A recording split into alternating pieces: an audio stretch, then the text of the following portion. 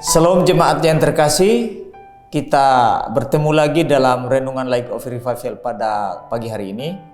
Mari kita belajar firman Tuhan dari 2 Petrus pasal 2 ayat yang ke-22. Beginilah bunyi firman Tuhan.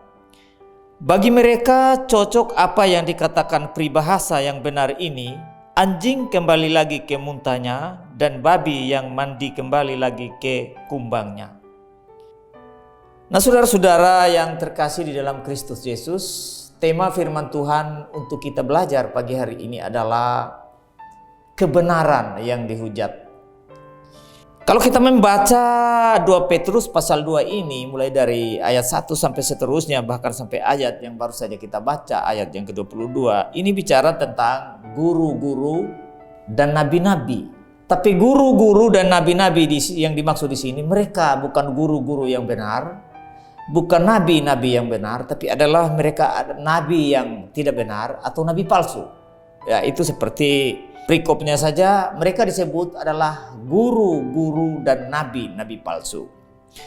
Nah, saudara-saudara, kira-kira kebenaran apa atau kebenarannya bagaimana yang dihujat oleh mereka? Tentu adalah kebenaran yang ada di dalam Yesus Kristus, yaitu yang terutama bahwa Yesus Kristus satu-satunya jalan keselamatan bagi orang berdosa. Itu tentu kebenaran-kebenaran yang dihujat oleh mereka.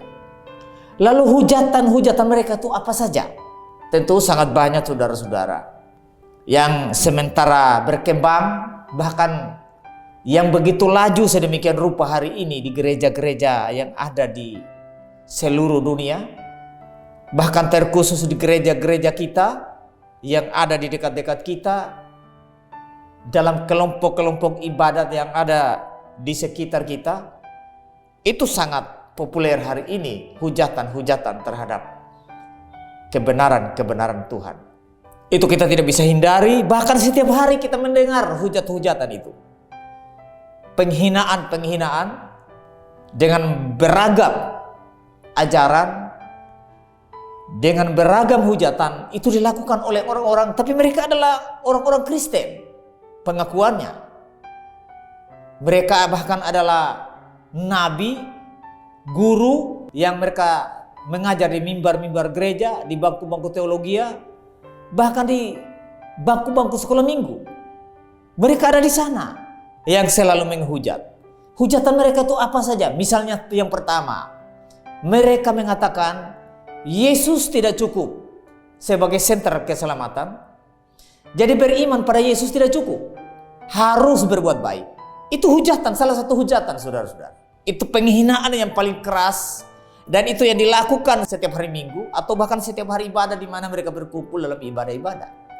Makanya ditekankan mati-matian, diajarkan kepada jemaat bahwa marilah kita rajin mengasihi, rajin melakukan amal dan bakti, mengasihi sesama, mengasihi Tuhan, dengan alasan seperti itu mereka mau selamat. Nah, guru-guru palsu di sini, nabi-nabi palsu di sini sudah tentu ajaran seperti ini.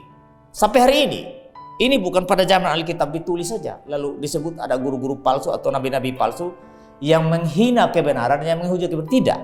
Sampai hari ini. Kalau saudara tidak percaya, coba renungkan setelah saya sampaikan firman Tuhan malam hari ini. Baru pada hari Minggu nanti pergi gereja atau ada ibadah-ibadah kedukaan orang yang meninggal, itu yang lebih dominan. Di sana dirangkaikan sedemikian rupa bahwa manusia harus rajin beribadah, rajin mengasihi, rajin menolong dengan tujuan supaya selamat. Nah, saudara-saudara, ini penghujatan yang luar biasa. Penghinaan yang sangat sadis terhadap kemahakuasaan Tuhan. Seakan-akan Tuhan tidak cukup dengan kasih karunia yang Tuhan berikan bagi kita. Kita sudah selamat, tetapi diajarkan lagi supaya manusia harus melakukan ini, melakukan itu, taat ini, taat itu, supaya selamat. Nah, ini penghujatan yang luar biasa saudara-saudara. Nah, jika saudara pagi hari ini sementara mendengar firman Tuhan yang juga masih mengajar seperti itu, sadarlah bahwa amal dan baktimu tidak ada andil sedikit pun untuk membawa keselamatan. Tapi amal dan baktimu hanyalah sebagai wujud terima kasih kepada Tuhan. Karena kasih karunia yang telah diberikan dengan cuma-cuma itu. Sehingga kau selamat. Saudara mesti punya pola pikir seperti itu, cara pandang seperti itu terhadap firman Tuhan. Kalau tidak saudara-saudara, saudara tidak berbeda dengan guru-guru palsu, nabi-nabi palsu yang baru saja kita baca di perikop kita tadi. Jadi sekali lagi saudara-saudara, pada kesempatan pagi hari ini saya ajak. Kalau kita sudah mengerti kebenaran, kita harus secara serius memahami, mengenal Kristus sebagai satu-satunya jalan keselamatan. Bukan hanya kita karena sudah dibaptis, karena sudah pergi gereja setiap minggu, lalu itu sudah membawa keselamatan. Tidak, saudara. Justru saudara semakin rajin gereja, kalau tidak pernah mengenal Kristus sebagai satu-satunya Tuhan dan Juru Selamat yang menebus dosamu, semakin rajin saudara pergi gereja, semakin rajin saudara berbuat baik, justru saudara semakin dekat dengan neraka. Saya ingatkan sekali lagi, kita ini selamat bukan karena amal kita, bukan perbuatan kita, tetapi mutlak karena kasih karunia. Kasih karunia yang diberikan cuma-cuma itu.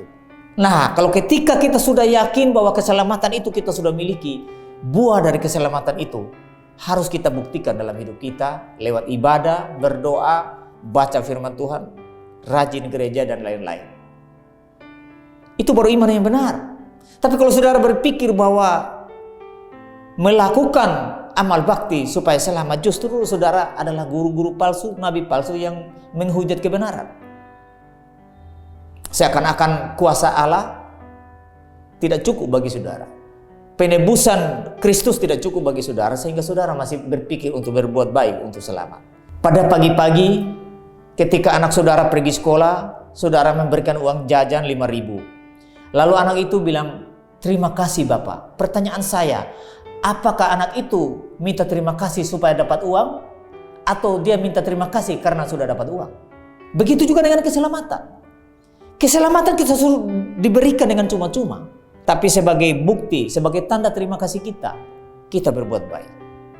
Jadi berbuat baik dengan selamat itu, dengan beriman itu dua hal yang berbeda. Iman untuk selamat, berbuat baik bukti dari selamat. Kira-kira itu iman yang benar, sehingga jangan lagi kita menghujat kebenaran.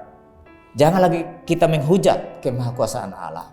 Kiranya firman Tuhan yang singkat bagi kita pagi hari ini boleh memberkati kita. Mari kita berdoa.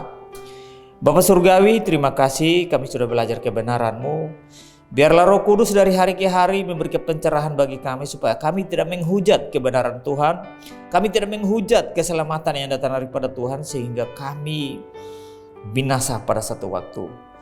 Biarlah Tuhan pimpin kami dari hari ke hari supaya kami tetap ada dalam kebenaran firman Tuhan untuk hidup kami selanjutnya. Terima kasih Tuhan. Di dalam nama Tuhan Yesus kami berdoa. Amin. Baik saudara, biarlah firman Tuhan yang singkat boleh memberkati kita. Shalom.